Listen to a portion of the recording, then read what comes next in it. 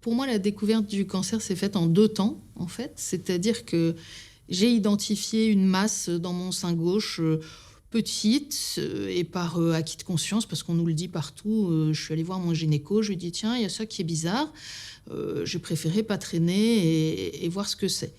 Et en fait, mon gynécologue qui a aussi un appareil d'échographie a regardé et a dit: «Oh, c'est rien du tout, c'est un kyste, vous en faites pas».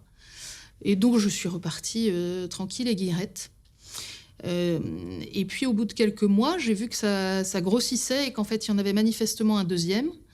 Et donc là, je me suis réinquiétée, je suis retournée le voir. Il m'a dit: «Non, j'ai pas l'impression que ça ait vraiment bougé, mais en gros, si vous êtes vraiment très stressé, je vais vous prescrire une mammographie».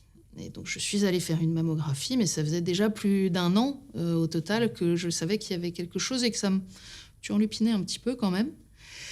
Et à la mammographie, il y avait mammo plus écho, et à la tête de l'opératrice à l'échographie, j'ai compris qu'il y avait quelque chose qui était vilain. C'est bizarre parce que c'est un très bon souvenir. C'est pas une consultation d'annonce de diagnostic. C'est-à-dire que moi, je savais déjà qu'il y avait quelque chose, je savais déjà que manifestement, c'était pas terrible. Donc, c'était pas une consultation pour m'apprendre qu'il y avait une mauvaise nouvelle. Et c'était plutôt une rencontre de est-ce qu'on va pouvoir être partenaire dans cette affaire-là ? Est-ce qu'on va, un peu comme un coach sportif, quoi. Est-ce qu'on va préparer le championnat ensemble? Est-ce qu'on va bien s'entendre? C'est une consultation dont je me souviens très bien parce que j'ai découvert le docteur Saguetchian, que je connaissais pas. J'ai découvert son sourire, qui est extrêmement communicatif et chaleureux. J'ai découvert surtout quelqu'un qui disait les choses droit au but. Alors, je ne sais pas si elle le fait avec tout le monde, mais en tout cas, elle a su comprendre que moi, c'était ce dont j'avais besoin et envie. Et donc, c'était un peu comme si on avait signé un pacte, quoi. Je me souviens d'être sortie de cette consultation en me disant: bon, ben, à 2, là, on va y arriver. On va arriver à vaincre cette affaire-là. Et en même temps, voilà, ça a duré, je sais pas, peut-être 20 minutes, pendant lesquelles j'ai pleuré, j'ai ri, on a échangé des plaisanteries et on s'est dit: oui, voilà, ça va être une année rude. Mais si tout va bien, d'ici 1 an, on passera à une autre histoire.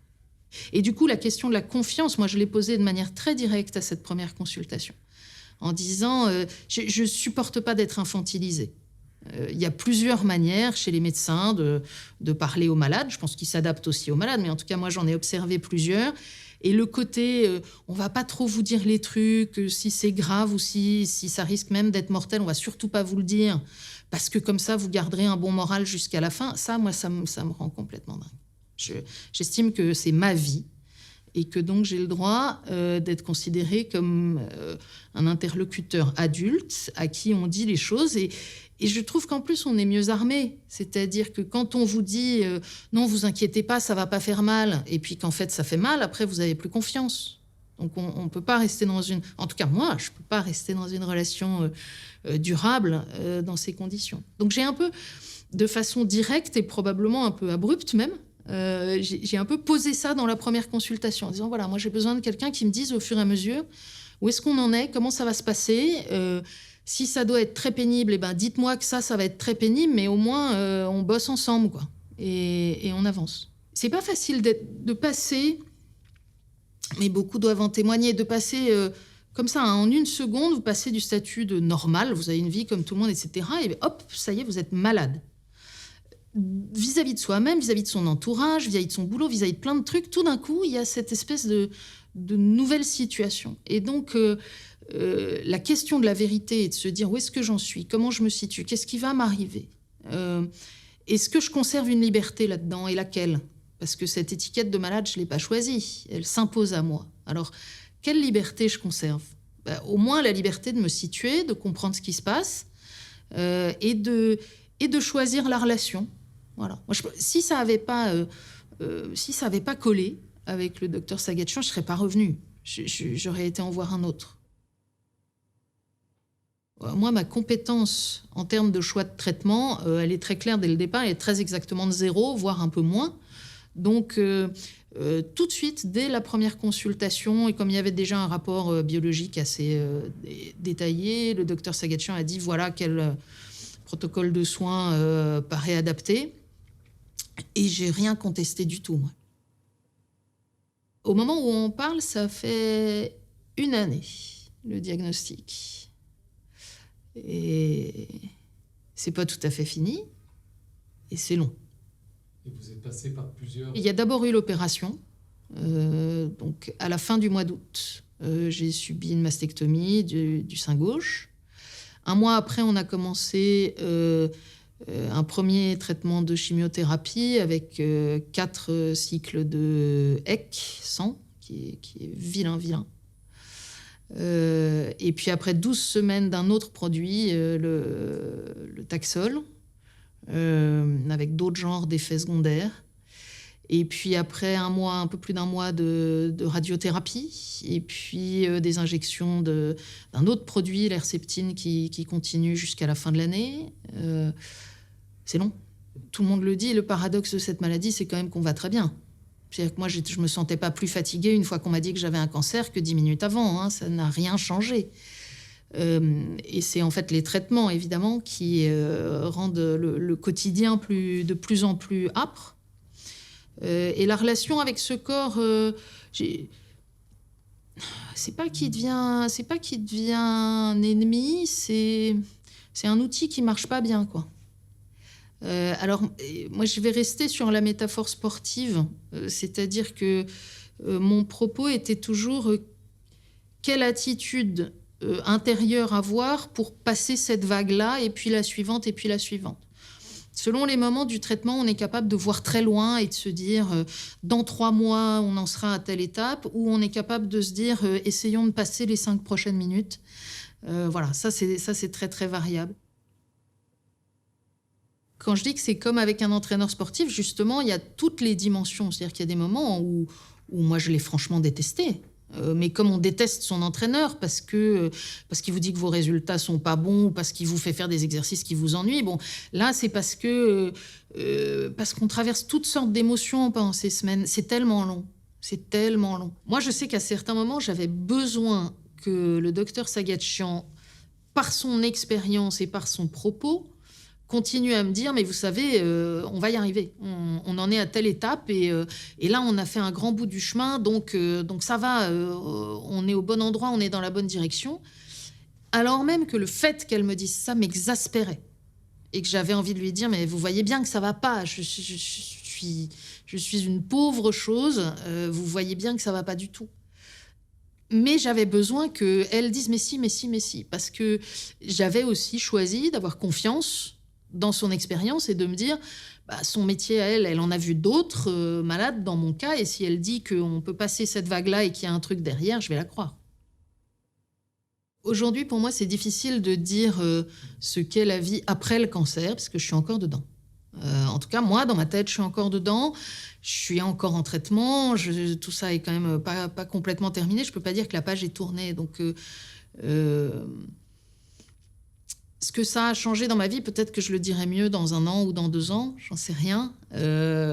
Aujourd'hui, ce que ça a changé, c'est ce rapport au temps, c'est une forme de bienveillance à l'égard de soi-même et de savoir sans doute mieux s'écouter et dire, voilà, là pour aujourd'hui, c'était chouette comme journée, mais on va pas se sentir obligé d'en faire encore 4 fois plus parce que ça marchera pas.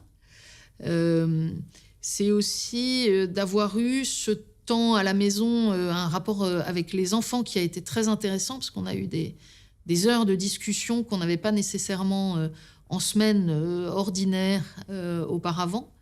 Et mes filles sont à des âges 13 ans et 18 ans où la conversation compte. Et donc, il y a une vraie richesse humaine dans cette expérience que je ne souhaite à personne. Mais de fait, il y a une vraie richesse humaine dedans. Qu'est-ce que ça transforme dans la vie? Je ne peux pas encore le dire. Moi, j'en suis pas encore sortie. Puis d'ailleurs, je ne sais pas si on en sort complètement. Dans les premiers mois de traitement, c'était très déroutant. C'était très déroutant, pas en termes de grandes interrogations spirituelles, mais en termes d'incapacité totale à prier. J'ai une grande amie qui est une sainte femme, qui est prieure d'un Carmel, et donc qui vit cloîtrée et qui a 76 ou 17 ans, qui demandait de mes nouvelles et à qui j'avais écrit un petit mot pour dire ça. Et je suis incapable de prier depuis des semaines. Je ne sais pas. Je ne sais pas faire autre chose que continuer la minute d'après. Et elle m'avait répondu, mais justement, c'est ça la prière. Donc j'ai sans doute en fait appris beaucoup de choses. On n'est pas moins malade quand on a la foi. Ça vous préserve de rien du tout. On n'est pas moins fatigué, on n'a pas moins d'embêtements. Ça ne sert strictement à rien. Sauf à cette petite chose qui change la vie, qui est de vous dire, dans ma religion, dans ma foi à moi, que le Seigneur est avec vous. Et que donc vous n'êtes pas seul face à l'absurdité totale de la souffrance humaine qui n'a aucun sens et qui n'en aura jamais. Mais vous n'êtes pas seul face à ça. J'ai pas arrêté complètement. J'ai essayé, en tout cas jusqu'en mars, de septembre à mars, je me suis arrêtée 3 semaines après l'opération. De septembre à mars, j'ai eu des séquences d'absence à chaque chimio de quelques jours, mais j'essayais vraiment de rester dans autant que possible dans la vie normale. Je pense que j'en avais besoin à ce moment-là. Et que paradoxalement, ça m'a énormément fatiguée. Et du coup, au printemps, j'ai eu une espèce de contre-coup, avec un besoin vraiment de prendre du recul et de reprendre des forces parce que j'étais épuisée. Voilà, donc...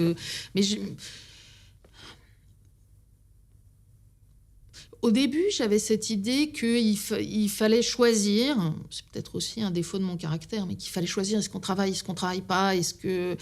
je me dis aujourd'hui, ou en tout cas j'ai appris au cours de cette année, qu'il faut s'adapter. Voilà. Et quand ça va très bien, c'est chouette de pouvoir travailler. Quand ça va moyen, c'est assez chouette de pouvoir travailler aussi, parce que ça vous évite de rester centré sur vos problèmes ou sur vos histoires ou sur le fait que vous êtes malade. Mais quand ça va pas, il faut savoir aussi se dire j'ai besoin de rester allongé. Et le rapport au temps a changé, donc forcément le rapport au travail aussi. Et il m'a fallu apprendre à découvrir comment on fait quand, en termes d'énergie, on a changé de modèle de batterie intérieure. Aujourd'hui, moi, au bout de 4 heures d'une activité intense, je suis à peu près rincée, quoi. Donc, il faut composer avec ça. Et c'est nouveau. Je ne pense pas que ça fasse plaisir à grand monde d'apprendre ce genre de nouvelles. Donc, c'est vrai que l'annoncer à son conjoint, l'annoncer à ses enfants, l'annoncer à ses proches, à sa famille élargie, c'est pas sympa en fait, parce qu'on se dit qu'on va ruiner leur journée et que c'est pas... Et qu'en plus, à ce moment-là du processus, on sait pas très bien quoi leur dire. En dehors de leur dire que à la fois c'est grave et en même temps aujourd'hui on pense que ça se soigne bien et puis on est bien suivi et bien pris en main et on va faire ce qu'il faut. Et après on est un peu court. Donc c'est pas très agréable d'être le porteur de mauvaises nouvelles, je trouve. Une femme qui découvre cette maladie, la première chose que j'ai envie de lui dire, c'est de chercher le bon toubib. Moi, je crois beaucoup à ce partnership. Je suis sûre que le médecin qui, lui, a X dizaines, centaines de patients à voir, s'adapte à chacun, etc. Mais évidemment, tient dans notre vie, à chacune, une place tout à fait incroyable. Et si ça passe pas, si on n'est pas en confiance, même s'il va y avoir des moments difficiles, mais si on n'est pas en confiance, je trouve qu'on est moins bien préparé. Donc j'ai envie de dire, la première chose, c'est ça. Si le contact humain est difficile, moi je trouverais ça malin d'aller essayer de voir si avec un autre toubib ça passerait pas mieux. Je pense que ce partnership, il est déterminant. Et puis après, c'est de ne pas avoir peur de poser des questions. Le risque, c'est de ne pas vouloir les embêter avec nos petits bobos. Le problème du cancer, c'est qu'en fait, les effets secondaires de la chimio, individuellement, c'est une somme de petits bobos. Chacun d'entre eux paraît pas très grave. Quand on les additionne tous, ça rend la vie assez difficile. Et je crois que si on n'ose pas dire à son médecin ouais, j'ai terriblement mal à l'estomac ou j'ai des migraines qui sont revenues. Ok, c'est pas très grave, je vais pas en mourir. Mais sauf que ça s'additionne à tel autre truc, tel autre truc, tel autre truc. Si on n'ose pas lui dire, eh ben on lui donne pas non plus les moyens d'être ce partenaire et d'avoir cette vision d'ensemble pour qu'on puisse avancer et se dire, ben voilà comment on va essayer de mieux faire jusqu'à la prochaine fois. Peut-être le danger pour les médecins, c'est précisément de voir l'essentiel, c'est de voir le résultat. Et donc, je pense que la vigilance, mais moi j'ai eu la chance de rencontrer des médecins qui étaient attentifs à ça, mais la vigilance, c'est de ne pas négliger ce qui vous paraît accessoire. Et ce qui peut vous paraître accessoire, c'est que si les tumeurs ont été opérées, si le traitement a l'air de marcher, si votre patiente perd ses ongles ou ses cheveux, c'est pas grave. En fait, je pense qu'on est chacune extrêmement différente face à ça. Il peut y avoir des choses plus ou moins anecdotiques, qui sur le moment prennent une importance folle. Et peut-être le point d'attention, ce serait de ne pas les traiter comme des choses secondaires, si à un moment donné, dans le combat intérieur que vit la patiente, elles deviennent centrales. Même si ce n'est pas tout à fait vrai et objectif, c'est juste dans la manière de l'écouter et de l'accueillir qu'on peut aider, là encore, à aller jusqu'au pas suivant.